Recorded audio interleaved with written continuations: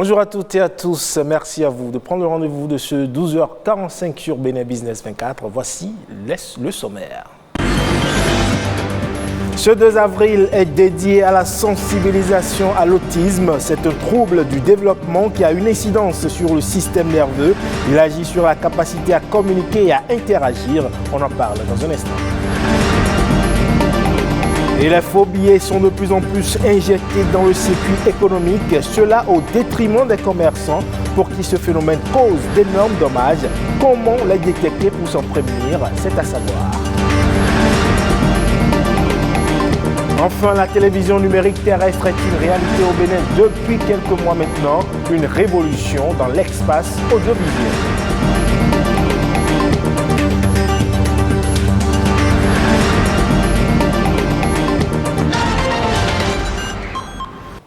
Je le disais dans le titre, ce 2 avril est dédié à la sensibilisation à l'autisme. Cette pathologie se définit comme un trouble du développement qui réduit la capacité à communiquer et à interagir. Et bien que ce trouble soit incurable, un traitement peut aider le patient. Comment donc réussir à traiter un autiste? Explication. Normalement, à 1 an et demi déjà, des enfants parlent ou au moins ils alignent 2-3 mots. Même s'ils ne font pas des phrases. Et lui, ce n'était pas encore le cas. Même maman, papa, rien du tout, silence. Et on ne savait même pas ce que c'était. Mais on savait juste qu'il y avait quelque chose de pas habituel par rapport aux autres enfants. Un enfant aux réactions et comportements pas habituels, tels que des difficultés à communiquer et à appréhender les interactions sociales. Si ses parents ont fini par réaliser que leur enfant est autiste, à 4 ans aujourd'hui, le jeune garçon a toujours du mal à s'exprimer. Quand on a reçu l'enfant, on a eu à effectuer les tests qu'il faut pour l'enfant et relever effectivement le fort risque autistique pour l'enfant. Et je crois que depuis environ un peu plus d'1 an qu'on a commencé par travailler avec cet enfant, là déjà aujourd'hui on peut relever quand même quelques amoindrissements au niveau de certains déficits. Des amoindrissements qui auraient pu être plus considérables si très tôt le diagnostic autistique avait été établi et si mieux ce trouble était connu. La quête de réponse face au trouble de l'enfant aura été bien longue pour ses parents. Au départ, on ne sait pas vers quel sens se pourrait. Je suis allée au CNHU. On nous a dit c'est parce qu'on a de l'argent.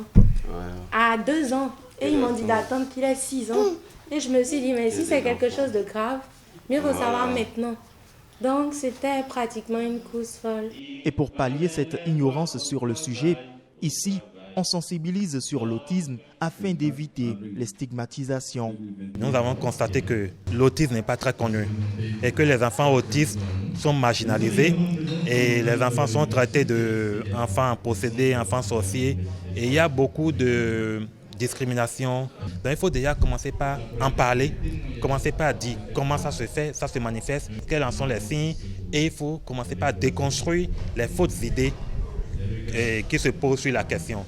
Appelé également trouble du spectre, l'étendue et la gravité des symptômes sont très variables, mais seule une détection précoce peut favoriser le développement et l'apprentissage. Aujourd'hui, les recherches ont beaucoup évolué et déjà à partir de 12 mois, on peut déjà commencer par dépister les risques autistiques chez l'enfant. Au jour d'aujourd'hui, rien n'a encore été prouvé par rapport aux causes de l'autisme. On sait que c'est une défaillance, c'est un souci au niveau du cerveau. Il suffit de diagnostiquer très tôt, il suffit de mettre la prise en charge, l'orientation thérapeutique qu'il faut pour que tout le monde s'en sorte et il n'y a plus du tout de problème. Il n'est jamais trop tôt pour agir. Un retard n'est pas toujours un signe inquiétant.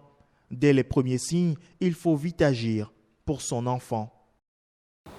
Et au-delà de son importance dans les échanges commerciaux, les billets de banque sont de plus en plus reproduits frauduleusement et mis en circulation, ce qui occasionne des dommages et des pertes aux commerçants. Un phénomène préjudiciable également à l'économie nationale. Comment identifier et détecter un faux billet? C'est à travers cet élément signé Christian Devoshi et Reine Ouéra. À l'œil nu, il est parfois impossible de distinguer les vrais billets des faux. Le phénomène des faux billets est depuis quelques années en Osso-Bénin. En mai 2022, environ 1 390 000 francs CFA de faux billets en coupure de 10 000 francs CFA ont été saisis par la police à Anglangandan dans la commune de Semekpodi. Ici à Cotonou, chaque commerçant a sa méthode de détection. Les vrais billets de 2000 sont plus élancés que les faux billets de 2000 francs. Dans les dessins de 5000 là, il y a un dessin qui monte sur le timbre. Si c'est un faux billet, ça ne monte jamais sur le timbre. On peut aussi détecter ça par l'eau simple aussi. On met de l'eau sur le billet et ça colore. Or, si c'est un vrai billet, ça ne se colore pas. Pour s'en prémunir, Lioudoumila Gandomessi Kessia s'est quant à elle équipée d'un détecteur de faux billets. C'est plus facile pour nous. Il y a l'écriture de 10 000 francs qui s'affiche en vert ici. Et en haut également, les numéros qui sont en haut ici s'affichent également en vert. Il y a un trait également en bleu ici qui s'affiche. Ça par exemple c'est un faux billet. Vous allez constater que ici, les 10 000 francs ne s'affichent pas ici. Vous voyez? Le trait qui serait normalement en bleu ici ne s'apparaît pas. Si Lioudoumila Gandomessi doit son salut à la possession du détecteur de faux billets, ce n'est pas le cas de tous les commerçants qui se font parfois arnaquer. Heureusement, des techniques de détection existent. Lorsque vous prenez le vrai billet, vous malassez ou vous triturez, vous déposez par terre le billet, reprend progressivement sa forme. Lorsque vous avez un faux billet, ça ne reprend pas sa forme. Donc vous devez déjà savoir que c'est un faux billet. Il faut avoir fait l'exercice auparavant avant d'être confronté à la vérification. Deuxième élément, il y a les billets qui ont des numéros, les billets qui ont des signes distinctifs, des signatures, souvent très gris foncé, de part et d'autre, par exemple des billets de 10 000 francs. Et quand vous voyez un faux billet, vous allez voir que ces signes-là tendent vers le blanc. Donc ça veut dire que c'est un faux. A priori, l'appareil vous est obligatoire.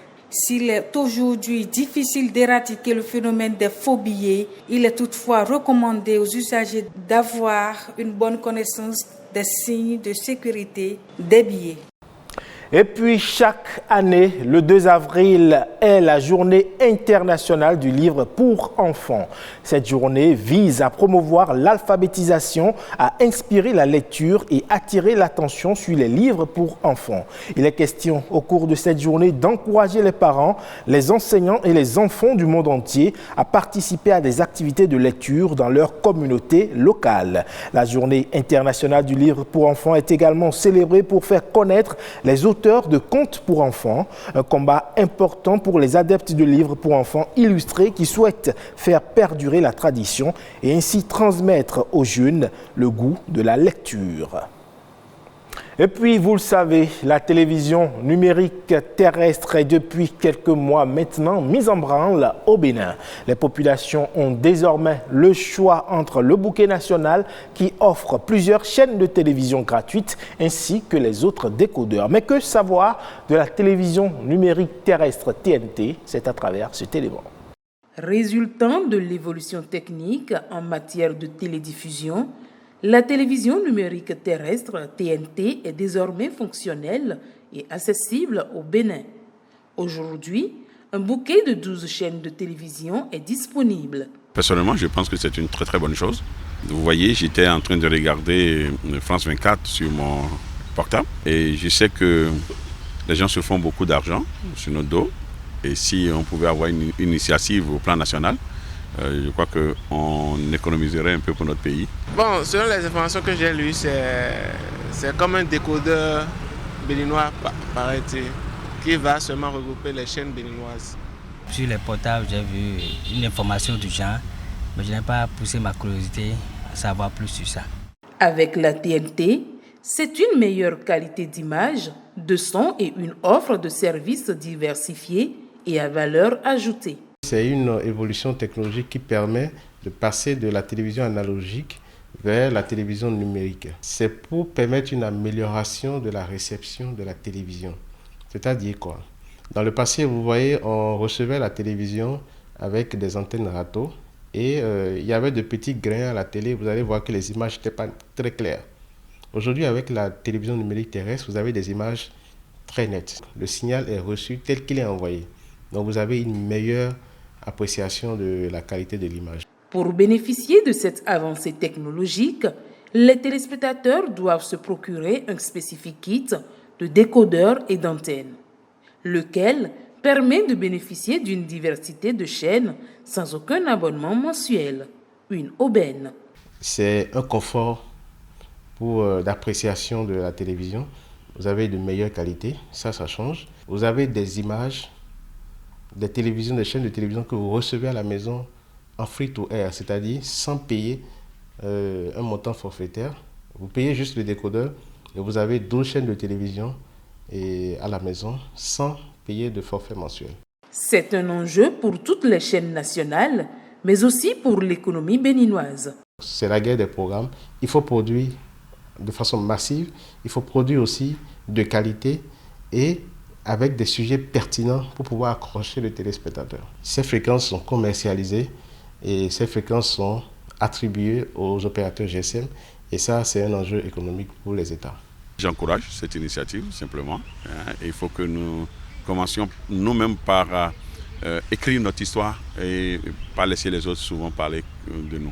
La TNT, c'est nouveau, on va essayer de voir.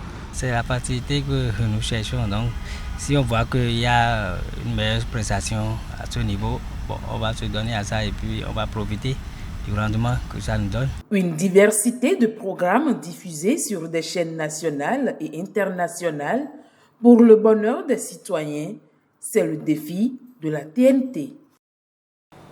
Et ce sera tout pour ce 12h45 que vous pouvez retrouver sur le www.ortb.bj ainsi que sur toutes nos plateformes digitales. Merci pour votre aimable attention. À très bientôt.